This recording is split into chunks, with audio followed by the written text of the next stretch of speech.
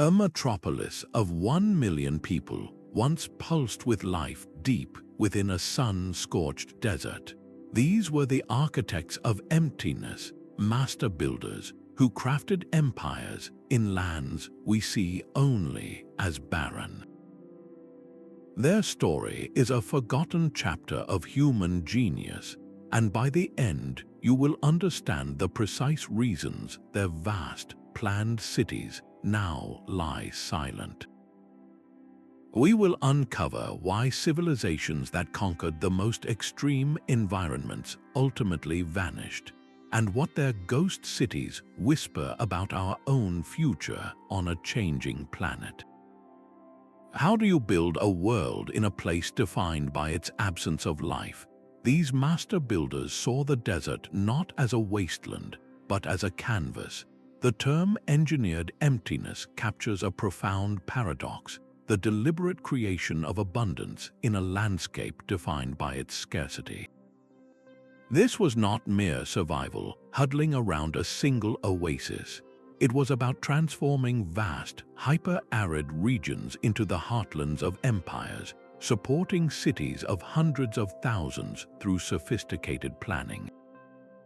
We look at a desert today and see a barrier, an empty space on the map to be crossed as quickly as possible. They looked at the same land and saw potential, a clean slate for their most ambitious designs. Calling them architects is crucial because it implies a grand vision and a meticulous blueprint. They did not simply adapt to the desert. They rewrote its rules through hydraulic engineering and social organization, building complex societies where logic said none should exist. So what was their secret? How did they turn the greatest absence of water into the very source of their power? The answer lies in a set of tools so advanced, they challenge our understanding of ancient technology. These ghost maps reveal a mind-boggling level of environmental understanding. They were not simple sketches of oases, but complex diagrams charting the hidden anatomy of the desert. A single tablet could detail the precise gradient of a dry riverbed, the wadi, to calculate exactly where to place a diversion wall that would capture a flash flood without being destroyed by it. They mapped the soil's permeability, knowing which patches of sand would absorb water too quickly and which layers of clay would hold it, creating a natural reservoir just beneath the surface. Most astonishingly, they pinpointed fossil water, vast underground aquifers filled with rainwater that fell thousands of years earlier, labeling them with symbols we now understand to mean sleeping sea. This was hydro-engineering on a geological timescale. As expert Dr. Anya Sharma explains, for these cultures, water was not just a resource, it was a sacred force. The engineers were also priests, and their maps were cosmological charts. A straight canal was not merely efficient, it was a mirror of the path of a celestial body, a divine order made manifest on earth. To control water was to participate in the harmony of the universe itself. By deciphering these lines on clay, we are reading the thoughts of master planners who could perceive a landscape's hidden potential. But a map is only a plan. The true test of their genius was the monumental physical reality they built from these drawings. From those sacred maps etched in clay, the master builders moved to the very earth itself. The first true marvel of their craft emerged in the heart of the Persian Empire, a technology so brilliant it would define desert survival for millennia, the qanat. Imagine a vein of pure, cool water flowing silently beneath the blistering desert sands, a secret river created not by nature, but by human genius. Its construction began at the foot of a mountain range, where workers would identify a water-bearing layer deep underground. They did not simply dig a well. Instead, they began a monumental undertaking, digging a vertical shaft straight down, sometimes over 100 meters deep, to reach this hidden aquifer. Once they struck water, the real work began.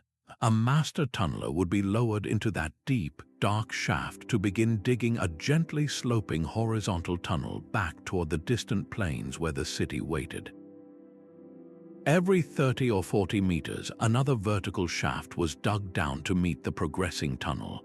These shafts served a dual purpose, providing air for the diggers below and a way to remove the immense quantities of earth.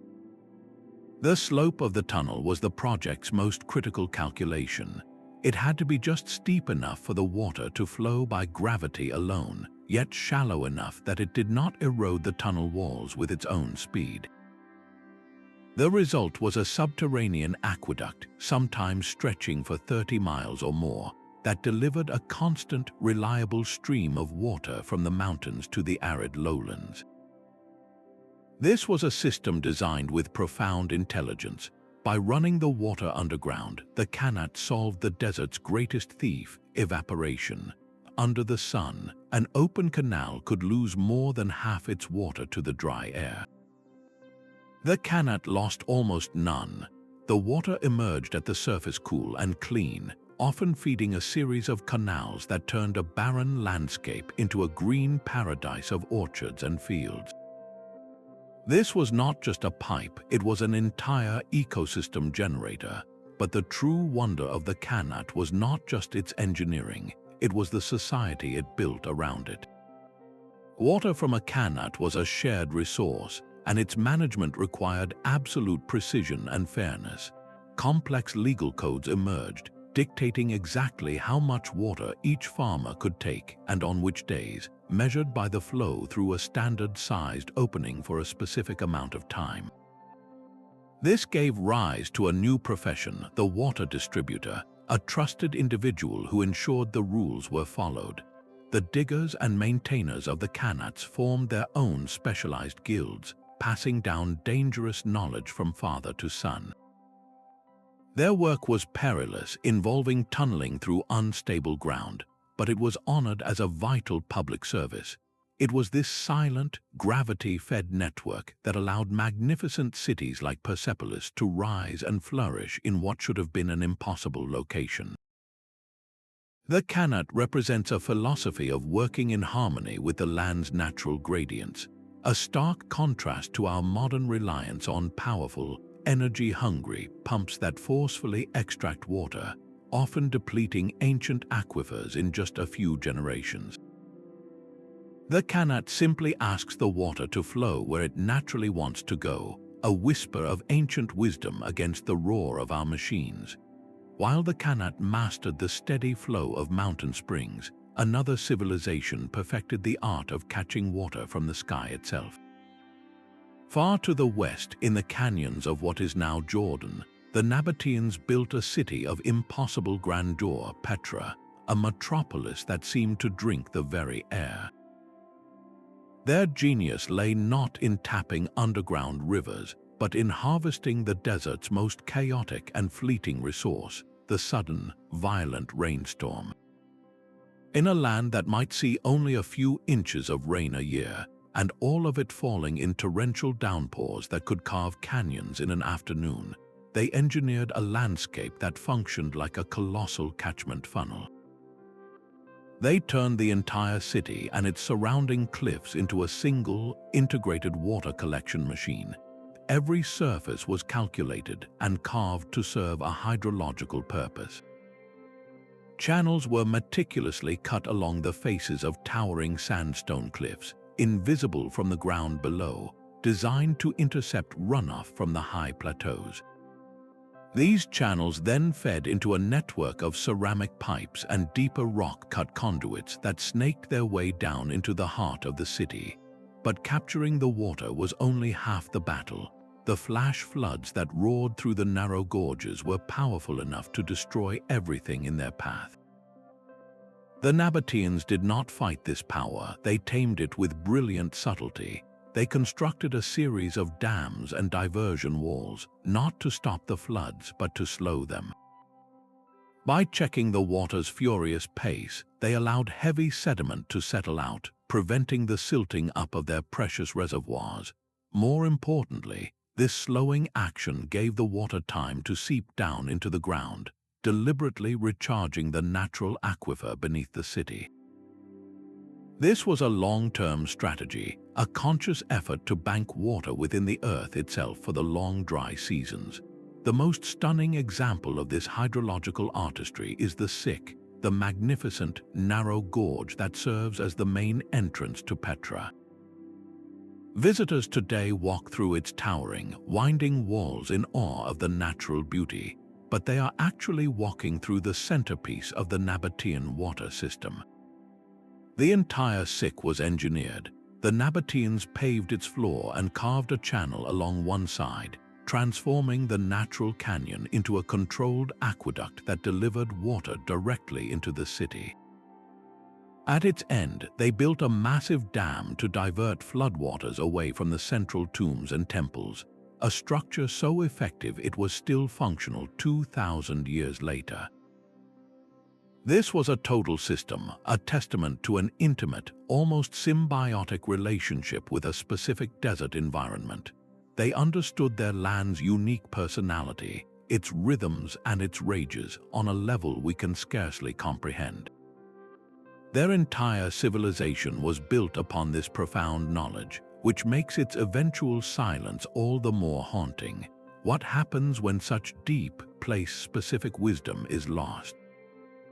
The fate of the Nabateans whispers a warning about the fragility of even the most perfectly engineered systems when the world around them begins to change. Yet the story of these desert architects holds a deeper, more unsettling layer, for some of the greatest civilizations did not build in a land that was always barren.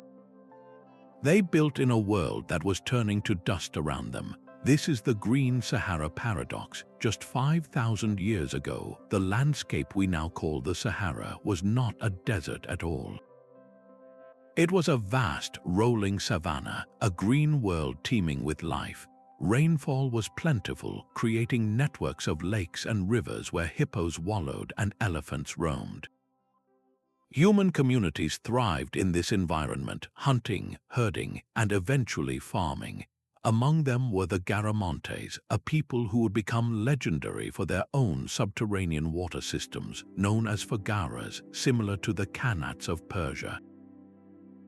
They used these tunnels to support a kingdom of fortified towns and sophisticated agriculture, but here lies the crucial twist. The Garamantes were not conquering a desert. They were witnesses to a slow-motion catastrophe, a climatic shift that was gradually desiccating their entire world. Their brilliant engineering was not an act of creation, but one of desperate preservation. It was a monumental effort to hold back the sands of time, to keep their green world from fading into the yellow emptiness we see today. This reframes their entire achievement. These were not just master builders, they were firefighters trying to contain a planetary blaze. Their intricate canals and tunnels were a life support system for a paradise in its final days. This paradox forces a difficult question. Were their greatest structures not testaments to triumph, but to a profound and ultimately losing struggle? Their ghost cities stand as monuments to a battle against a changing climate, a battle fought with incredible ingenuity, but perhaps one that was doomed from the start. It makes you wonder if we are looking at their ruins all wrong. Perhaps their silence is not a lesson in failure, but a stark warning about the limits of human adaptation when the very foundations of a world are shifting. This reliance on fossil water was a civilization-scale gamble. The Garamantes were not just using water, they were mining it, drawing from a savings account that had taken millennia to fill and would never be replenished. Their entire society was built on a resource that was, for all practical purposes, finite. This created a uniquely fragile existence. The intricate network of fagaras demanded constant, grueling maintenance to prevent collapse from the shifting sands. This maintenance was the linchpin of their society, requiring a highly organized and cooperative labor force. But what happens when the system begins to strain? Historians point to a gradual social unraveling. As tunnels silted up or collapsed, the flow of water diminished. Disputes over the dwindling resource likely intensified. The specialized knowledge of the Fagara diggers, once so revered, may have been lost as the work became more dangerous and less rewarding. The harmony that maintained the underground veins fractured, and without that collective effort, the entire system was doomed. Their story is not one of a sudden collapse, but of a slow, quiet draining away, mirroring the very aquifers they depended upon. It is a stark reminder that the most brilliant engineering can be undone by social fragility. The silence of their cities asks us a difficult question. What does it mean to build a world on a foundation that is slowly, inevitably being consumed? The silence of these places is not total. It is a different kind of record, one written not on clay tablets but in the very earth itself. How can we be so certain that these barren landscapes once supported vast, thriving populations? The proof lies in fragments so small you could hold them in your hand, and in patterns so large you need to see them from space. Modern archaeology has become a form of high-tech detective work, uncovering the ghostly signatures of these lost civilizations. Take a simple core sample, a slender cylinder of earth extracted from what appears to be nothing but sterile sand.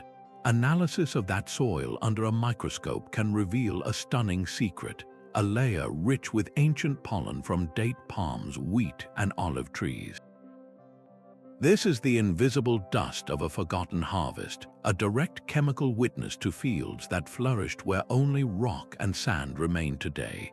From the microscopic, we zoom out to the planetary. Satellite imagery and ground-penetrating radar now allow us to peer beneath the desert's surface. They reveal the ghost maps of the past, not drawn by human hands but etched into the ground. Faint geometric lines emerge, the outlines of vast irrigation canals and field systems that are completely invisible from the ground. It is as if we are seeing the fossilized circulatory system of a dead civilization. The evidence even comes from the people themselves. Isotopic analysis of bones from ancient graves can tell us what an individual ate thousands of years ago.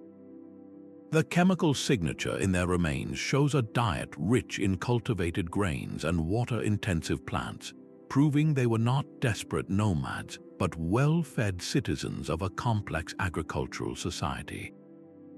This silent evidence does more than confirm that people lived here.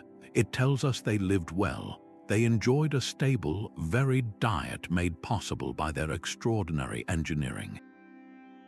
This realization makes their ultimate disappearance not just a historical footnote, but a deep and resonant puzzle. If they were so successful, so advanced in their understanding of their environment, what could possibly have gone wrong?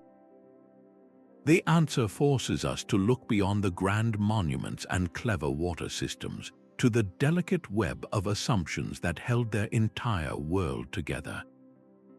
What clues would future archaeologists find if our own cities were one day swallowed by silence? What subtle traces would tell the story of our abundance, and what would they deduce was the cause of our end? The most formidable enemy these master builders faced was not the desert itself, but the sky above it. For all their genius in mapping subterranean seas and channeling flash floods, their entire existence was calibrated to a delicate climatic balance that was about to shatter. Around 4,200 years before our present time, the planet entered a period of profound instability known to scientists as the 4.2 Kiloyear event. This was not a local drought but a global climatic rupture. From the mighty Akkadian Empire in Mesopotamia to the sophisticated cities of the Indus Valley, civilizations faltered and fell under the strain. The trigger was a fundamental shift in the world's weather engine. The monsoon patterns that had reliably delivered life-giving rains to arid regions for centuries began to fail. The great atmospheric rivers that watered the Middle East and North Africa shifted their course, starved by a cooling of the North Atlantic that disrupted global air currents.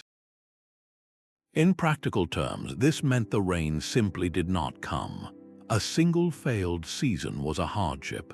A decade of failure was a catastrophe. But evidence from lakebed sediments and ancient tree rings suggests this event brought droughts that could last for generations. Imagine a dry spell lasting 50 years, a lifetime without meaningful rain. In such a world, the most brilliant engineering begins to look like a straw sipping at an empty glass. The Qanat systems of Persia, which relied on water seeping into mountain aquifers, would have seen their very source diminish. The intricate water catchment landscapes of the Nabateans were designed for intense, periodic storms, not for a permanent atmospheric silence. Their systems were built to store and manage water, but they could not create it from nothing. This was the breaking point. A civilization might be perfectly adapted to a desert that receives 5 inches of rain a year, but it cannot survive in a desert that now receives none. The engineered environments, so carefully balanced, were pushed beyond their design limits. The Great Drying reveals a terrifying truth about these architects of emptiness. They had mastered their environment, but they could not stop the environment itself from changing. Their struggle was not against a static landscape, but a moving target. This global context reframes their collapse not as a failure of ingenuity, but as a testament to the sheer scale of the forces arrayed against them. It raises a haunting question about resilience. How does any society, no matter how advanced, prepare for a world that is fundamentally reconfiguring itself? The wealth of these desert empires was not merely grown from the ground, but carried on the backs of camels. Beyond the mastery of water lay a fourth pillar of survival, an economic reality as vital as any aquifer. Civilizations like the legendary city of Palmyra thrived not just because they had water, but because they sat at the crossroads of the world. Their magnificent columns and temples were funded by the flow of commerce, turning the desert from a barrier into the ultimate toll road. Imagine a caravan of 1,000 camels, each laden with silk from China, spices from India, and glass from Rome, snaking through the emptiness. A city like Palmyra provided the only safe harbor for weeks, offering water, security, and markets. Its wealth was not in what it produced, but in what it controlled. The desert itself was its fortress and its source of power, creating a natural bottleneck that forced the world's riches to pass through its gates. This economic model built a spectacular and cosmopolitan society, but it was a house of cards resting on a single, fragile foundation, the permanence of the trade route. The engineers of Palmyra designed a magnificent system of canals and reservoirs to support its population, but that entire hydrological system was calibrated for a specific level of prosperity. It was built to sustain a city of merchants, diplomats, and skilled artisans, all serving the endless caravan traffic. When that traffic stopped, the engineering became a monument to an economy that no longer existed.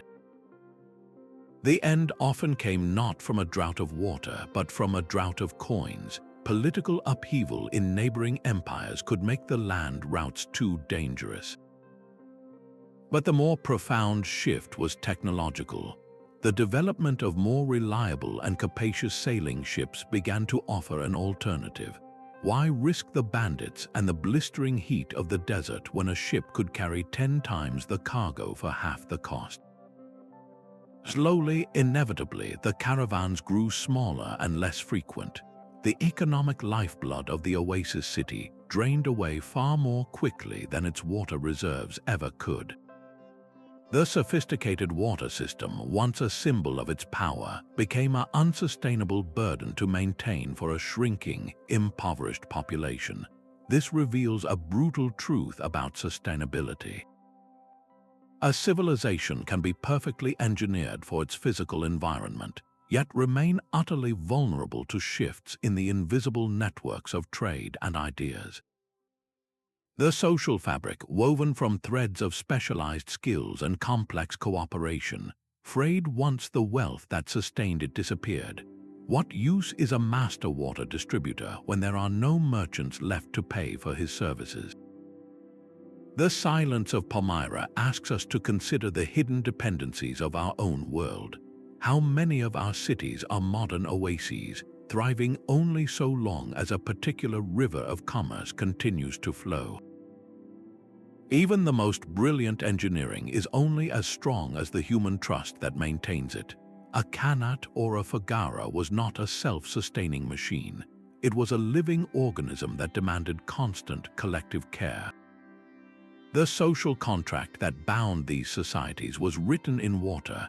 Everyone, from the farmer to the king, understood their role in preserving the system that gave them life. But what happens when that contract begins to tear? A prolonged drought does not just test engineering, it tests human nature.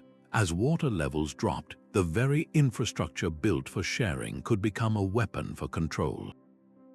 The upstream city, holding a strategic advantage, might be tempted to dam a canal, hoarding the dwindling flow for itself and starving its downstream rivals. This could ignite water wars between city-states that had once been trading partners. Internally, the strain was even more corrosive. The class of engineers and water distributors, once respected public servants, could be seen as a privileged elite. Resentment could fester among farmers watching their fields turn to dust while the managers who controlled the gates and schedules seemed to fare better. Accusations of favoritism and corruption would poison the communal spirit essential for survival. While not a desert civilization, the classic Maya offer a powerful parallel. Their society was a masterpiece of water management in a climate with a punishing dry season, relying on vast reservoirs and intricate canal systems. When a multi-generational drought struck, the pressure became unbearable. The ruling class, who derived their power from the promise of maintaining water and communicating with the rain gods, lost all credibility. Their grand reservoirs sat empty. The social contract based on this divine authority shattered. Warfare between city-states intensified, not for territory, but for control of the few remaining reliable water sources. The magnificent plazas and temples, once symbols of unity, became fortresses in a brutal struggle for survival. The engineering marvels themselves became focal points for conflict. In the desert, a well-maintained qanat was a lifeline.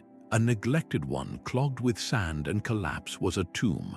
The specialized knowledge to repair it was a form of power. If that knowledge was not shared, or if the collective will to perform the dangerous maintenance faltered, the entire system would begin a death spiral. Disputes over who was responsible for repairs or who had the right to the last trickle of water could fracture a community beyond repair.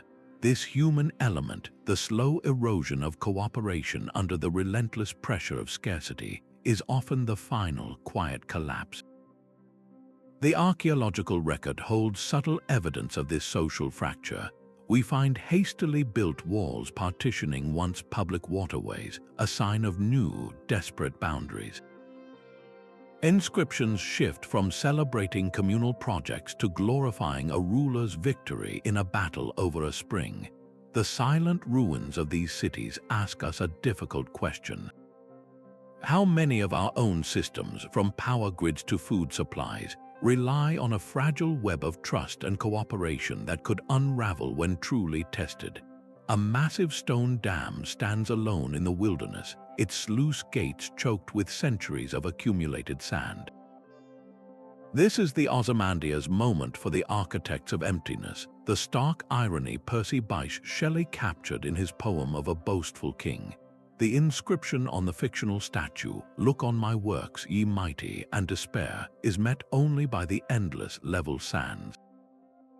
Their grandest creations, meant to be the beating heart of an empire, have outlasted the empire itself by 1,000 years. The society that carved these stones, that calculated the perfect angle for a canal, is gone. its language silent, its people scattered. The structure remains a monument not to its power, but to its absence. What were the final days like for the last water distributor, watching the flow through the main channel slow to a muddy trickle? Did the master engineer, the last in a long line, walk the empty tunnels of the Qanat, listening for a sound that was no longer there, the gentle, life-giving rush of water? This is more than an intellectual puzzle, it is a profound human tragedy.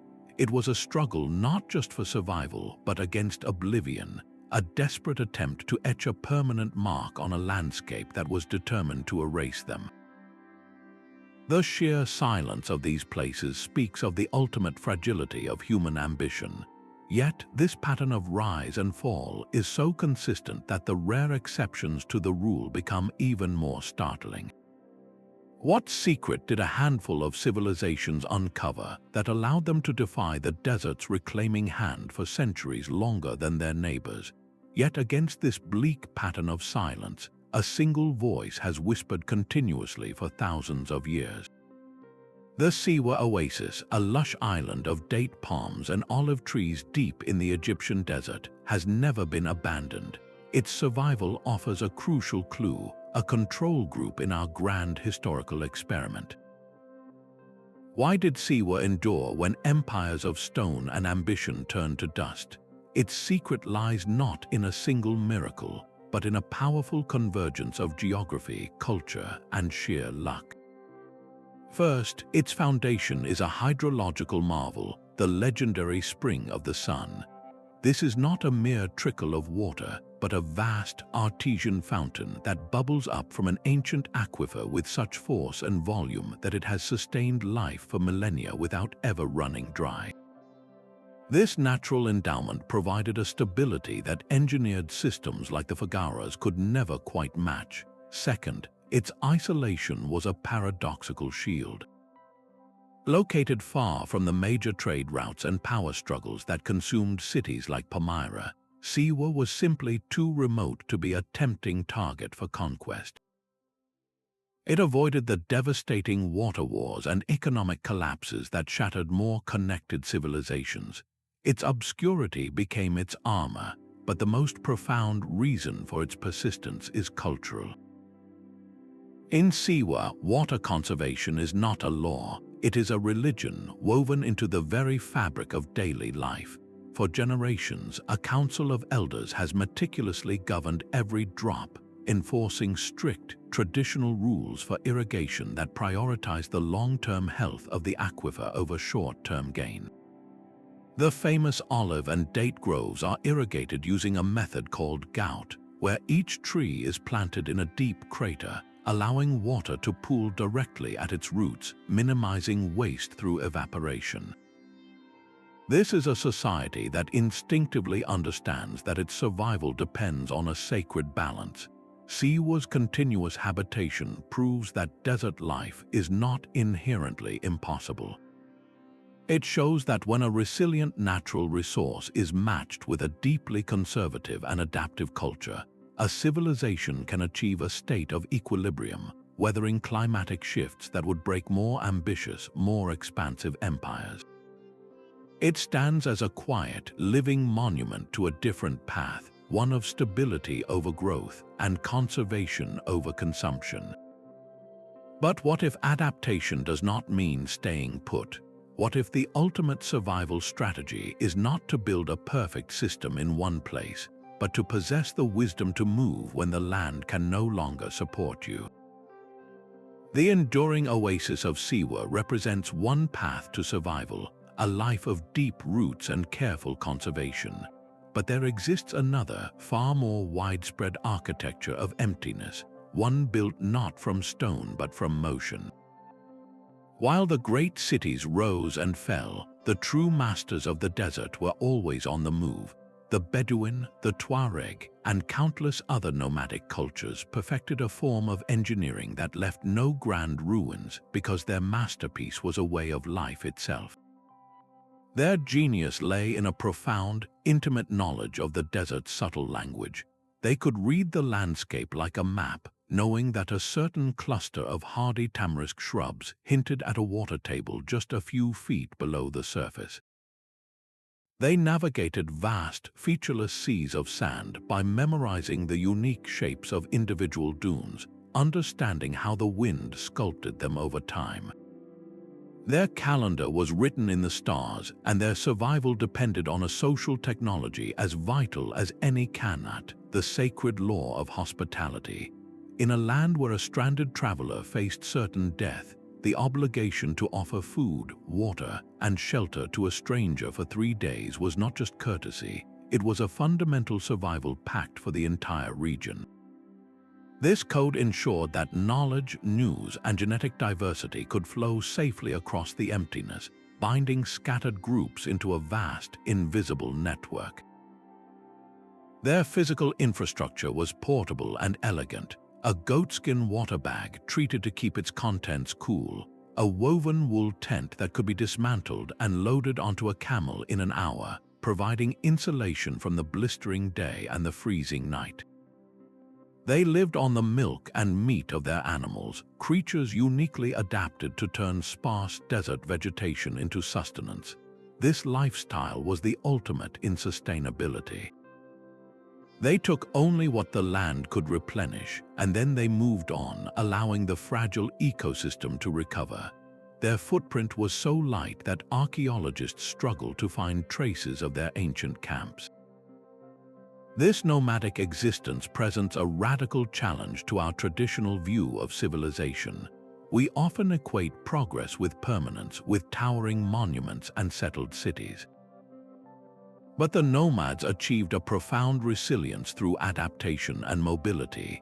They did not try to conquer the desert or reshape it to their will.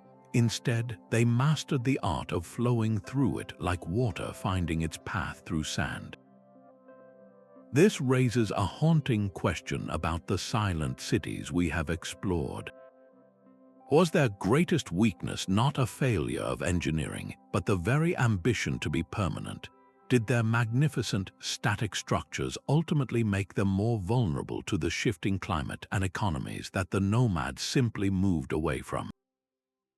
The desert nomads teach us that sometimes the most advanced architecture is having no architecture at all. Across the globe, a similar story of stone and silence was unfolding in the high desert of the American Southwest. In the stark, beautiful expanse of Choco Canyon, the ancestral Puebloans, often called the Anasazi, engineered a civilization that seems to defy logic. They constructed monumental great houses, sprawling multi-story complexes with hundreds of rooms, aligned with celestial precision. But their most profound genius lay in a landscape-scale water system designed to coax life from an unforgiving land. They transformed the entire canyon into a hydrological machine. On the vast, flat mesa tops, they carved intricate grids of channels and basins to capture every precious drop of sporadic rainfall. When the water flowed, it was not left to chance. These grids funneled the runoff into a network of canals that directed it down to carefully terraced fields on the canyon floor below. It was a masterpiece of passive irrigation, a way of farming without rivers, using the landscape itself as a catchment. For centuries, this system supported a thriving cultural center, a hub of ceremony, trade, and community.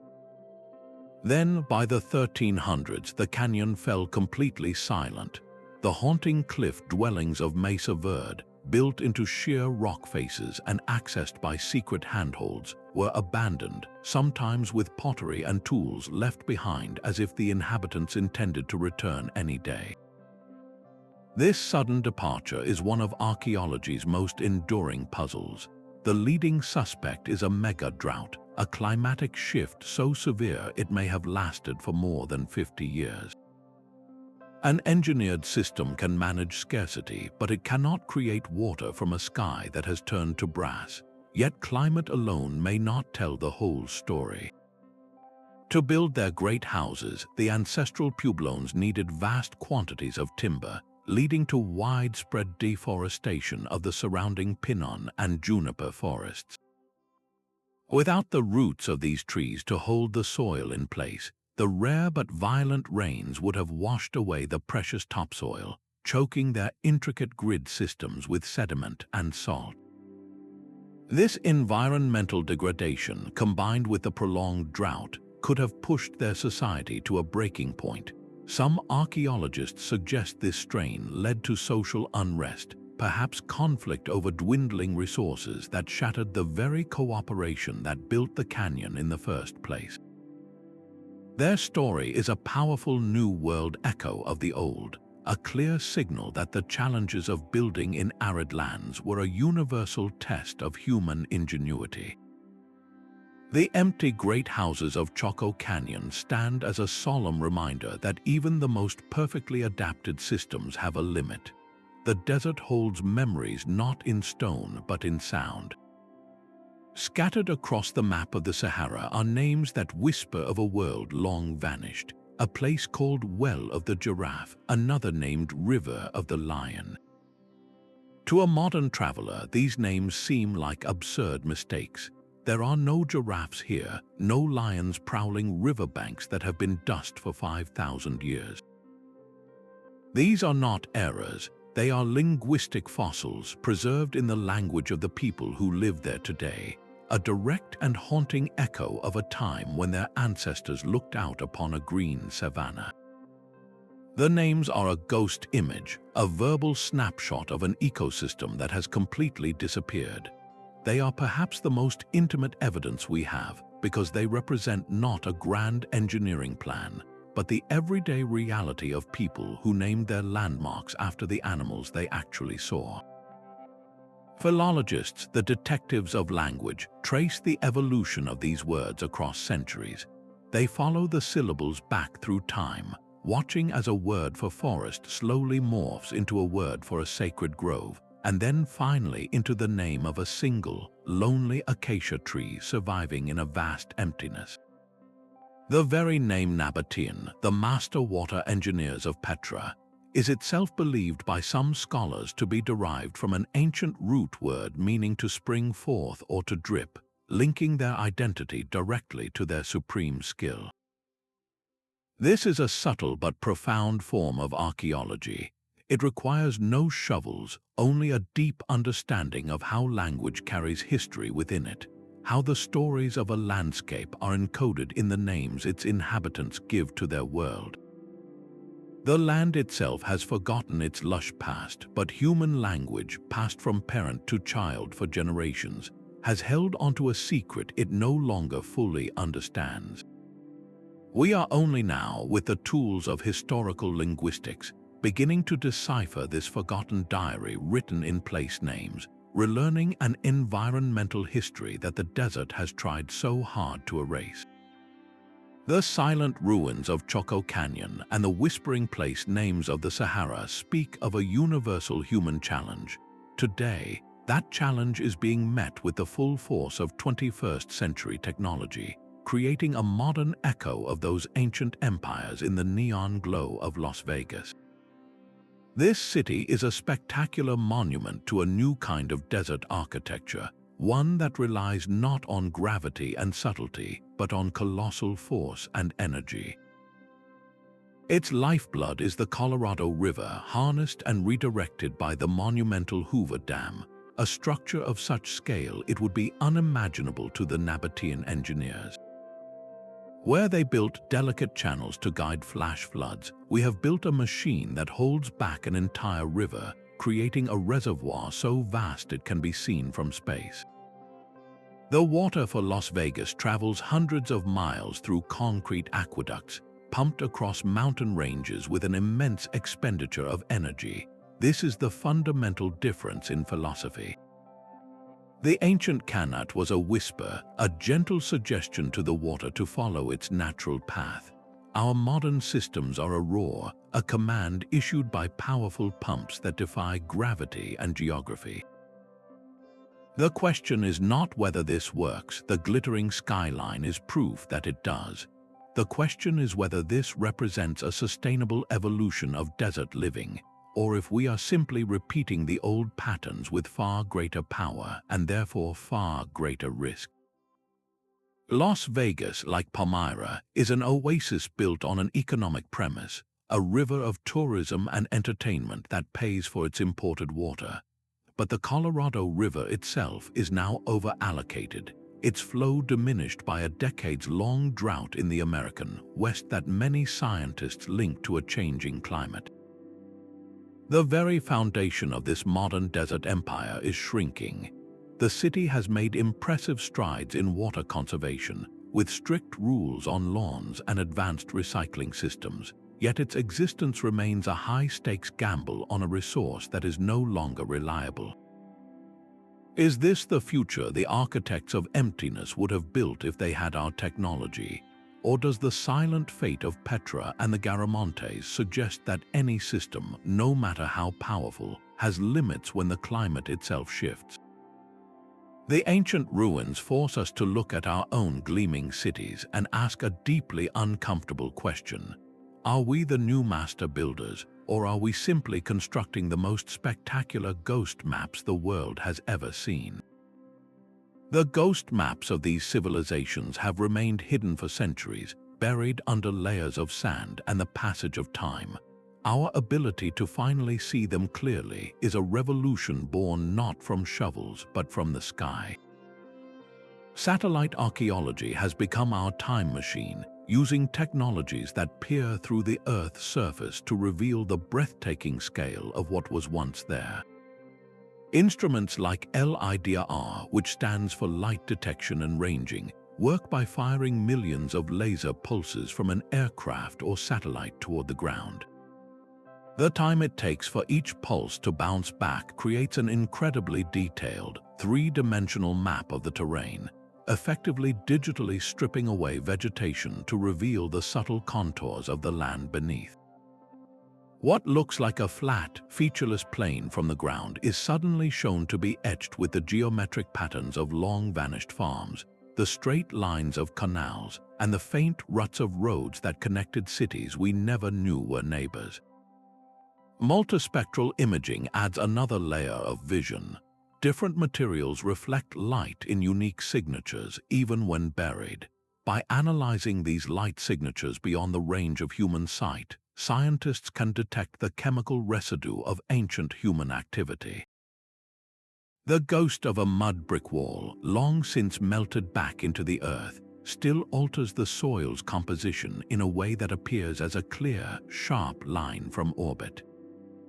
A canal filled with sediment centuries ago will still hold moisture differently than the surrounding ground, revealing its path as a dark, winding vein across a satellite image. This new perspective has fundamentally rewritten history. We used to believe these desert civilizations were isolated city-states, lonely outposts in a vast emptiness. The satellite view shows us they were anything but. We can now trace road systems that linked Petra to other Nabatean centers dozens of miles away, creating a network of trade and communication across the entire region. The agricultural fields surrounding the Garamontes capital are revealed to be vastly more extensive than the city ruins alone suggested, supporting a population far larger than we ever imagined. We are, for the first time, seeing the full canvas.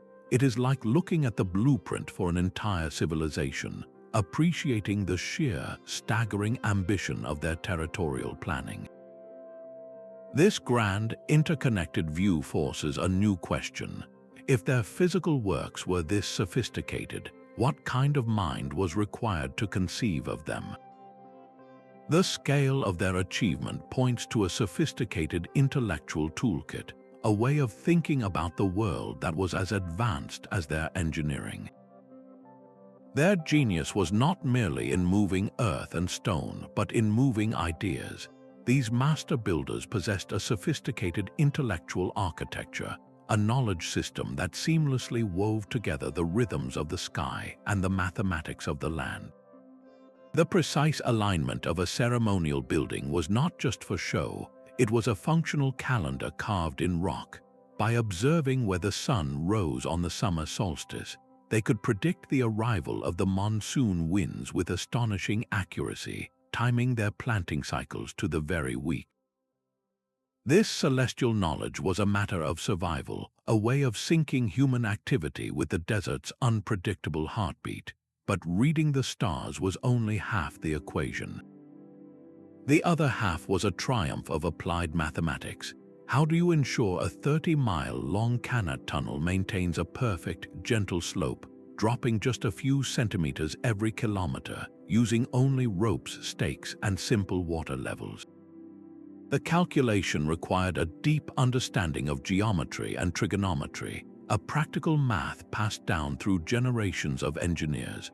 A single miscalculation in the gradient, and the water would either flow too fast, eroding the tunnel walls, or worse, not flow at all, stagnating into a muddy grave for all their labor. This knowledge was far too precious to be written down in manuals that could be lost or stolen.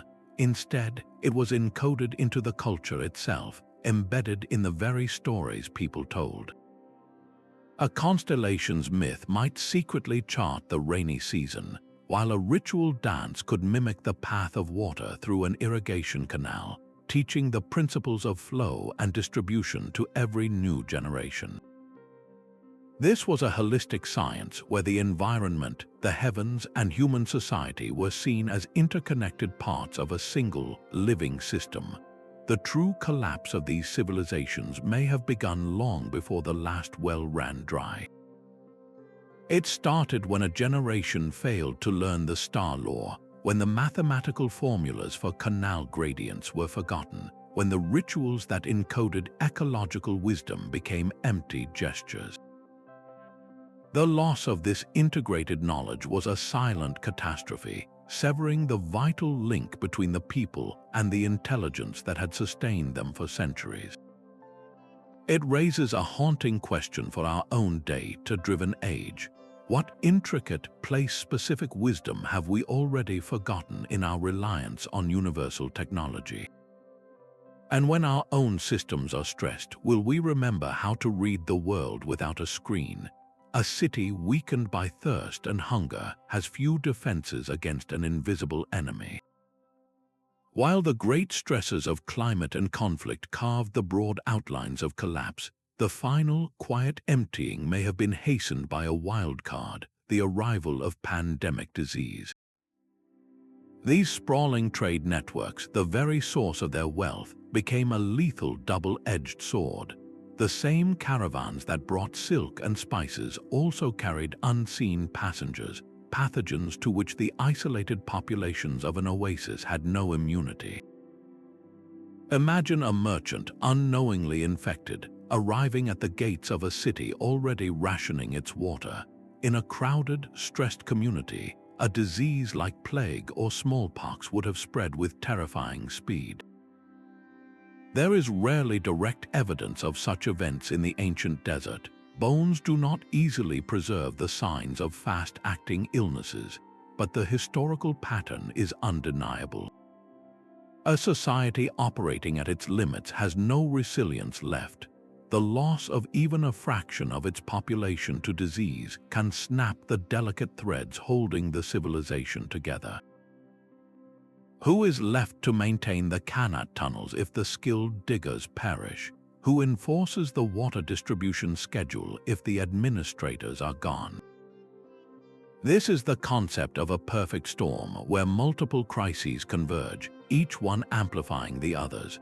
A drought leads to famine, which weakens the population, which then succumbs to an introduced disease, which in turn shatters the social order needed to manage the drought. It is a vicious, accelerating cycle. The silence of these places, therefore, is not a simple story of a water source failing. It is the echo of a complex system breaking down at every level, from the atmospheric to the immunological. This complexity is the final, crucial lesson. To ask for a single cause for the fall of a civilization is to misunderstand the nature of the world they and we inhabit. So many threads of collapse lead us to a single, haunting question. Was the failure of these civilizations due to a single fatal flaw, or was it a slow unraveling where every weakness was exposed at once? Historians and archaeologists have synthesized these stories into several powerful theories, each offering a different lens through which to view the silence. The first is the systems failure theory, which views a civilization as a complex machine. In this model, the water system, the food supply, the trade networks, and the social order are all interlocking gears. If one crucial gear, like the water supply, seizes up, the stress radiates outward. The food production gear grinds to a halt, which then jams the trade gear, as there are no surplus goods to export. This cascading failure ultimately shatters the social order gear, and the entire machine breaks down beyond repair. This theory fits the Garamontes perfectly. Their Fagara tunnels were the central gear, as maintaining them became more difficult and the fossil water depleted. The failure cascaded through every aspect of their society, leading to its quiet dissolution. A second compelling idea is the social complexity theory. This argues that societies can become victims of their own success. As they grow more sophisticated, they develop layers of bureaucracy, a specialized priestly class, standing armies, and monumental building projects. This complex hierarchy is excellent for managing a large population in stable times, but it becomes a liability during a crisis. The system becomes rigid, slow to adapt, and consumes vast resources just to sustain itself. The ruling elite, isolated from the daily struggle for survival, may fail to recognize the severity of a threat until it is too late. We see echoes of this in the classic Maya, where the authority of the divine kings crumbled when they could no longer make the rains come. The third major theory is perhaps the most stark, ecological overshoot. This is the simple, brutal mathematics of consumption exceeding replenishment. A population grows based on the exploitation of a key resource, like the Garamontes fossil water or the timber forests around Choco Canyon. For a time, everything seems prosperous. But the resource base is finite, and eventually the society crosses a threshold from which it cannot return. They have literally consumed the foundation upon which they stand. Now apply these theories to the ancestral Puebloans of the American Southwest. Their collapse appears to be a textbook example of ecological overshoot, where deforestation and soil salinity degraded their farmland. Yet the system's failure theory also applies, as a mega drought would have cascaded through their carefully engineered water grids. There is no one-size-fits-all answer. Instead, these theories form a menu of vulnerabilities.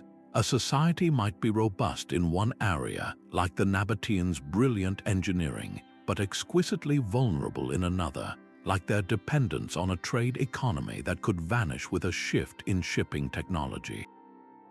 The ghost cities teach us that resilience is not about any single strength, but about the flexibility to withstand a shock to any part of the system. The true cause of collapse was likely a unique and fatal combination of these factors, a recipe for disaster specific to each time and place. This analytical framework does not diminish their achievement, it deepens the mystery. It forces us to ask which of our own modern systems are the most interlocked, which bureaucracies are the most rigid, and which resources we are drawing down without a thought for tomorrow. Buried beneath the sand lies another kind of ruin, one that holds the key to life itself. The architects of emptiness were not just master builders of stone and water, they were master farmers who cultivated a hidden treasure, a library of lost seeds. These were not the crops we know today.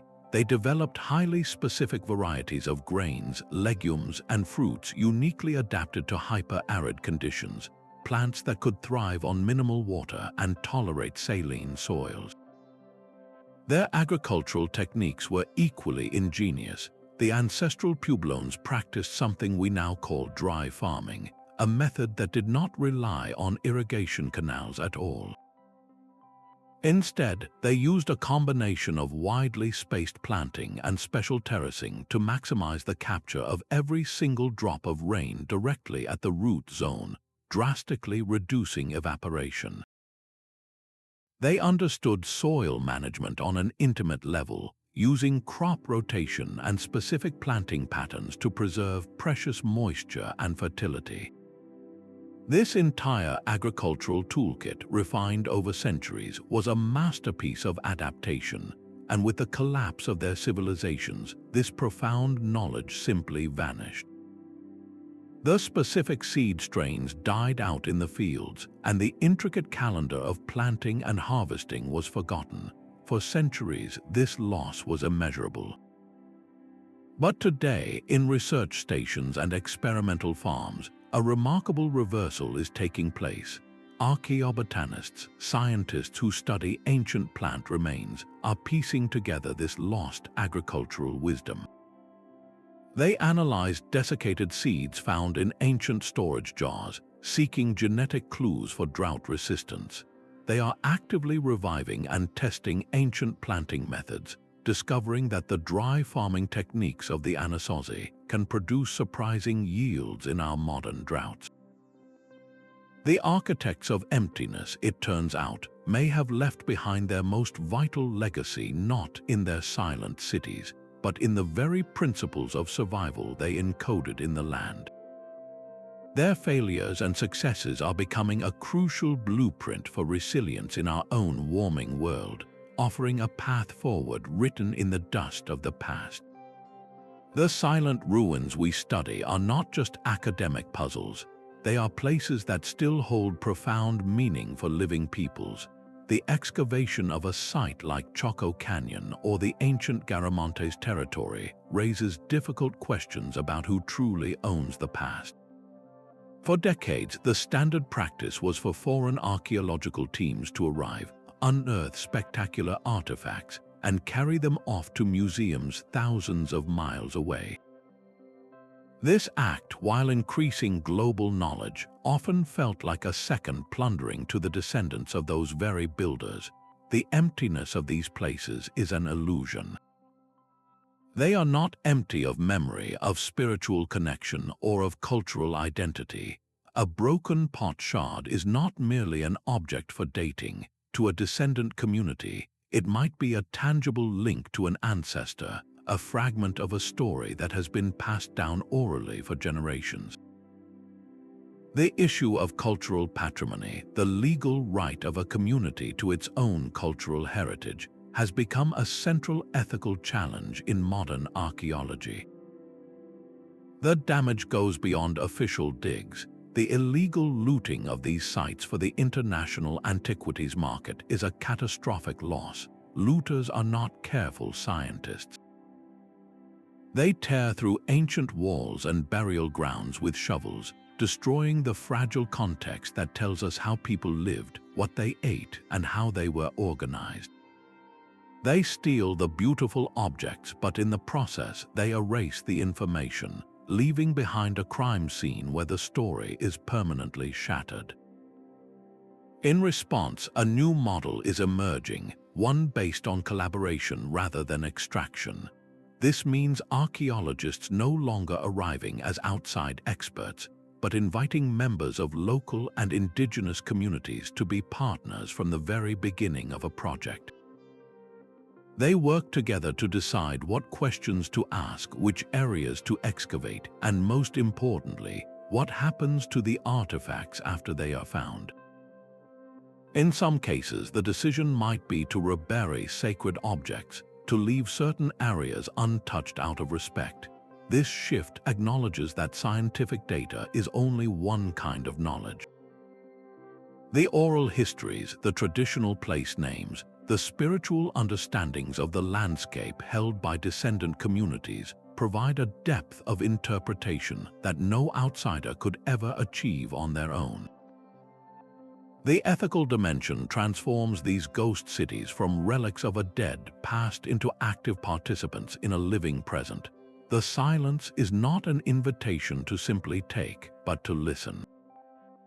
Perhaps the deepest lesson etched into these silent stones is not one of engineering but of spirit. For the architects of emptiness, water was never just a molecule or a commodity.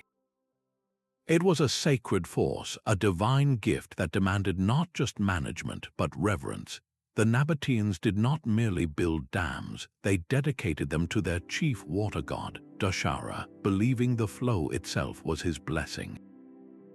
The builders of the Qanats were guided by complex legal codes rooted in a profound sense of justice, because to hoard water or poison a shared channel was not just a crime, it was a sin against the community and the natural order. Their entire civilization was built upon a covenant with the source of life itself. This worldview stands in stark contrast to our modern relationship with water. For many of us, water is a utility, a substance that arrives with the turn of a handle, its cost measured in a monthly bill. We have engineered systems of staggering scale to move it across continents, but in the process, we have disconnected its physical flow from any cultural or spiritual meaning. The collapse of these ancient civilizations may hold a warning about this very disconnect. It is possible to master the technology of water while losing the cultural values that ensure its sustainable use. A society that sees a river as a sacred ancestor will think twice before polluting it. A community that understands water as a shared trust will fiercely protect its purity and fairness for future generations. Their collapse may have begun not when the technology failed, but when the reverence for what it managed began to fade, when water became a mere tool rather than a partner in survival. This is the most urgent message from the past for our present. We face our own era of water scarcity, with aquifers draining and rivers shrinking. The solution will require advanced technology, of course, but it may demand something more profound, a shift in perception. It is a call to remember that the resources which sustain us are not merely inputs for our economy, but the very basis of life, worthy of our respect and protection. To re-sanctify water does not require adopting an ancient religion, but rather rediscovering a sense of awe for the intricate systems that make our world habitable. It is about rebuilding that covenant, recognizing that our survival, like theirs, depends on a balance between human ingenuity and humble respect for the forces that truly hold the power. The covenant of reverence those ancient builders held for water has been replaced by the hum of a pump. Today, that hum is growing strained across the globe. The same deserts that cradle the ruins of Petra and the Garamontes are now expanding at an alarming rate, a process scientists call desertification. The engine of this modern emptiness is not a natural climatic shift, but human-driven climate change. Rising global temperatures are altering weather patterns, causing the already arid belts of the Middle East, North Africa, and the American Southwest to become hotter and drier. The fertile fringes of these deserts are turning to dust as over-farming and dwindling rains push the boundaries of the barren lands outward.